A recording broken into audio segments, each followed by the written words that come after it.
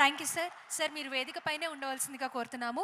ఇప్పుడు నరేట్కో తెలంగాణ ట్రెజరర్ వెంకటేశ్వరరావు గారిని, అలాగే రాజ్ న్యూస్ తరఫున డైరెక్టర్ సాహితీరావు గారిని, డెప్యూటీ ఎడిటర్ రోజా గారిని వేదికపైకి రావాల్సిందిగా కోరుతున్నాము.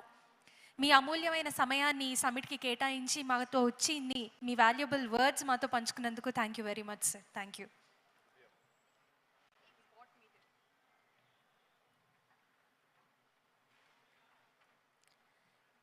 రాజ్ న్యూస్ వారి తరఫున, నారెడ్కో తెలంగాణ వారి తరఫున, అలాగే హెచ్ఆర్ఏ వారి తరఫున మీకు ఒక చిరు సత్కారం sir.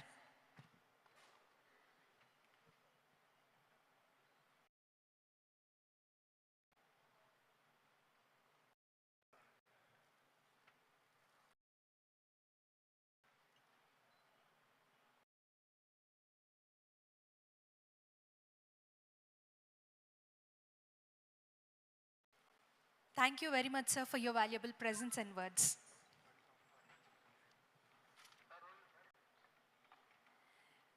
Ladies and gentlemen, Hyderabad Real Estate Summit 2025 దీన్ని నిర్వహిస్తున్నవారు రాజ్ న్యూస్, దీన్ని సపోర్ట్ చేస్తున్నవారు నారెడ్కో తెలంగాణ మరియు HRA, co-sponsored by, powered by MSN Realty and co-sponsored by many beautiful sponsors, Virtuosa, Aliens Group, Elemental Group, iMark, Googie, Yoshita, alage supported by Property Box. వీరందరికీ కూడా మనస్ఫూర్తిగా ధన్యవాదాలు తెలియజేస్తూ ఈ కార్యక్రమంలో తర్వాత రాబోతున్న స్పీకర్ గురించి చెప్తాను. ముందుగా వారు మాట్లాడే టాపిక్ చాలా ఇంపార్టెంట్ టాపిక్ అండి. దీని పేరు 5 developmental aspects of Hyderabad real estate facts versus perceptions గురించి మాట్లాడబోతున్నారు. ఈ 5 Ds ఏంటి అంటే Musi, metro, RRR, 4th city and city improvement fund. వీటన్నిటి గురించి మాట్లాడి ఒక ఇన్ఫర్మేషన్ని మీ అందరికీ పాస్ ఆన్ చేసి ఒక అవగాహనని, ఏది ఫ్యాక్ట్ ఏది పర్సెప్షన్ అని తెలియజేయవలసిందిగా నారెడ్కో తెలంగాణ ప్రెసిడెంట్ శ్రీ విజయ్ సాయి మేకా గారిని వేదికపైకి ఆహ్వానించేద్దాం మనందరి చప్పట్లతోటి.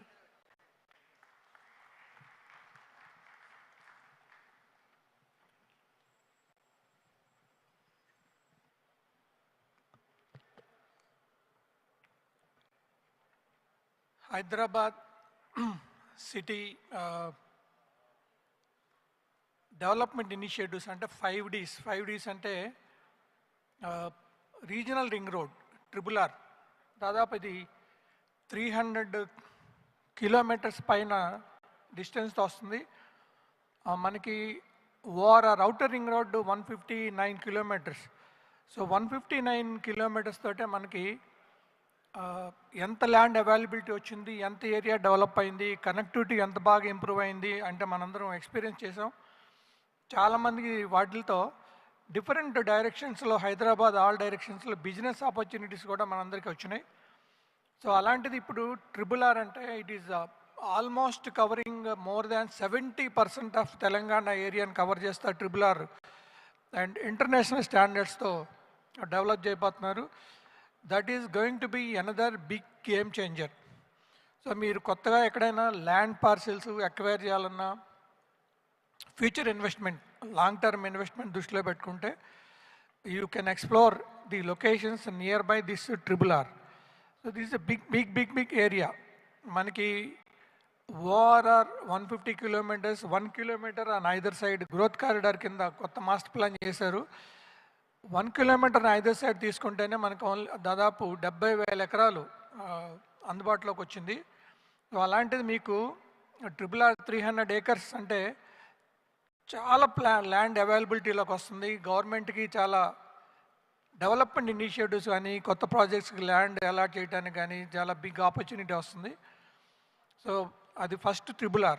The second one is first time I think Hyderabad city డెవలప్మెంట్కి దాదాపు బడ్జెట్లో 10,000 crores మన స్టేట్ గవర్నమెంట్ అలొకేట్ చేసింది.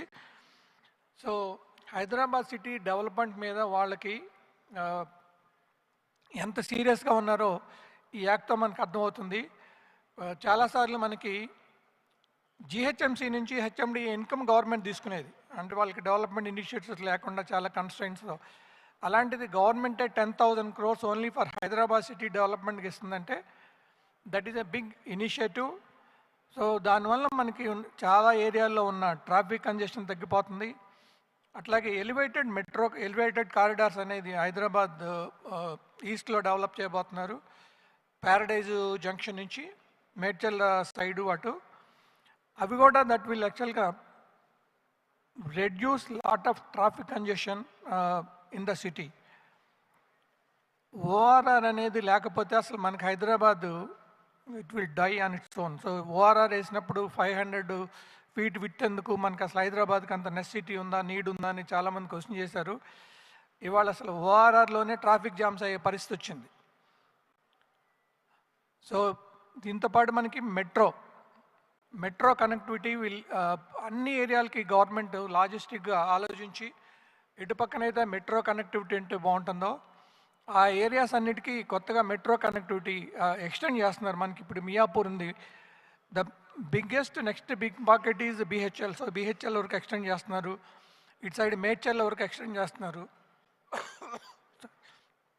తర్వాత ఉప్పలును మన ఎల్బీ నగర్ మధ్యలో దేర్ ఈజ్ అ డిస్కనెక్ట్, అది కనెక్ట్ చేస్తున్నారు. ఎయిర్పోర్ట్కి మెట్రో రైల్ వస్తుంది. సో వీటన్నిటితోటి కొత్తగా చాలా చోట్ల రియల్ ఎస్టేట్ ఇంప్రూవ్మెంట్కి ఛాన్సెస్ ఉంది. బిజినెస్ ఆపర్చునిటీ కూడా చాలా ఎక్కువగా ఉంటుంది. ఇది కాకుండా Musi river front development authority దాదాపు సిటీలో మీకు నార్సింగి దగ్గర నుంచి దాదాపు బియాండ్ ఉప్పల్ వరకు ఆల్ అలాంగ్ మూసీని మనకి డెవలప్ చేయబోతున్నారు గవర్నమెంట్.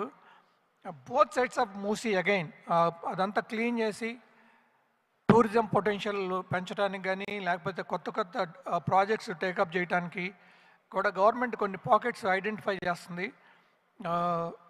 మలక్పేటలో రేస్ కోర్స్ ఒకటి, అట్లా ఇటు పక్కన నార్సింగ్ దగ్గర కొన్ని ల్యాండ్ ప్యాకెట్స్ ఐడెంటిఫై చేసి మల్టీ స్టోరీడ్ ప్రాజెక్ట్స్ కొన్ని, తర్వాత టూరిజం ప్రాజెక్ట్స్ కొన్ని డెవలప్ చేయబోతున్నారు.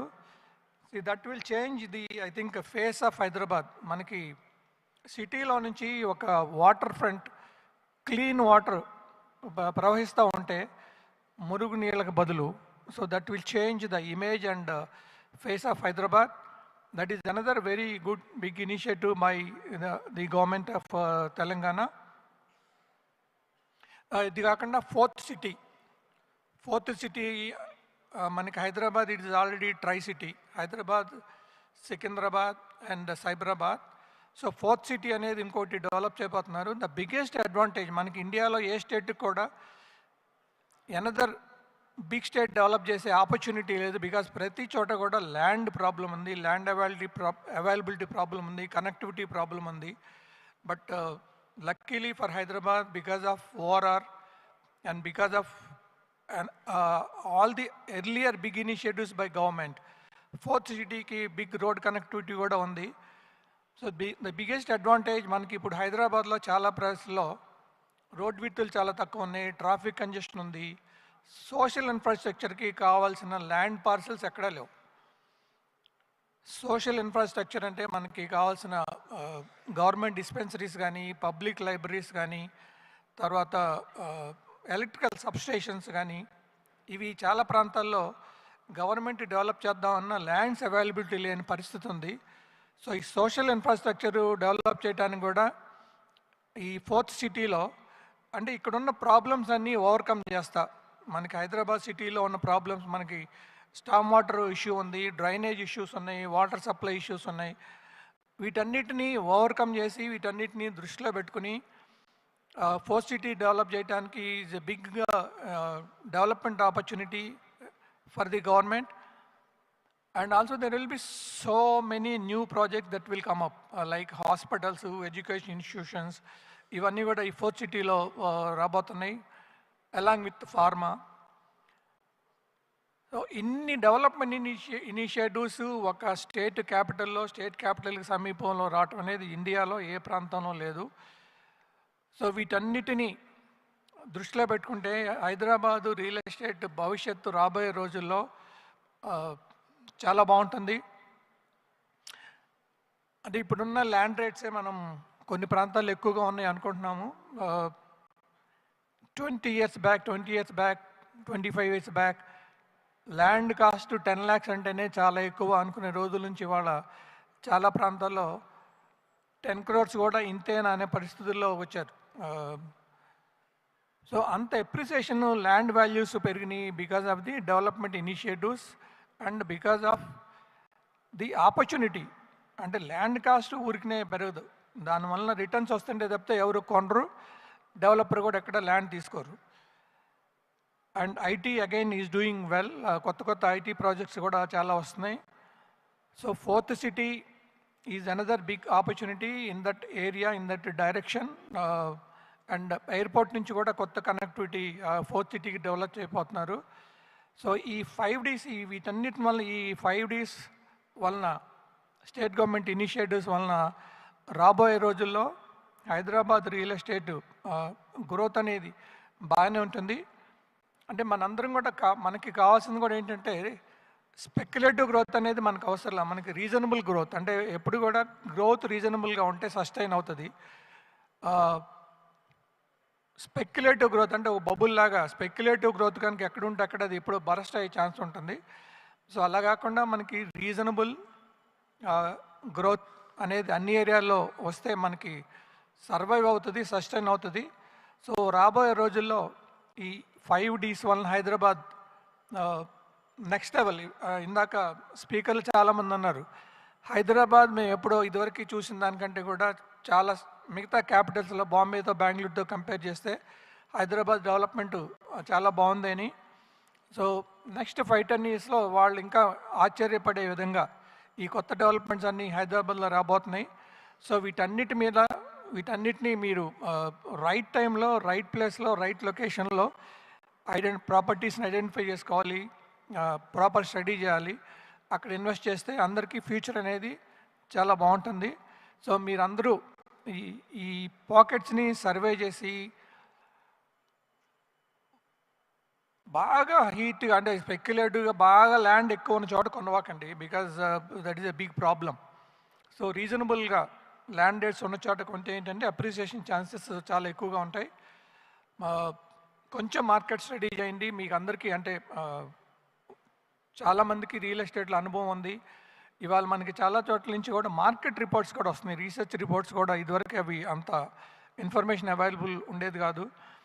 రిజిస్ట్రేషన్స్ ఎలా ఉంటున్నాయి, లేకపోతే కొత్త పర్మిషన్స్ ఎలా ఉంటున్నాయి, కొత్త ప్రాజెక్ట్స్ రిజిస్ట్రేషన్స్ ఎలా ఉన్నాయి, ఇవన్నీ ఇన్ఫర్మేషన్ మనకి రెగ్యులర్గా రీసెర్చ్ రిపోర్ట్స్ కూడా వస్తున్నాయి. కాబట్టి వీటన్నిటిని అనలైజ్ చేసుకొని డిఫరెంట్ లొకేషన్స్లో కనుక మీరు ల్యాండ్ పార్సల్స్ ఐడెంటిఫై చేసుకుంటే future is going to be good.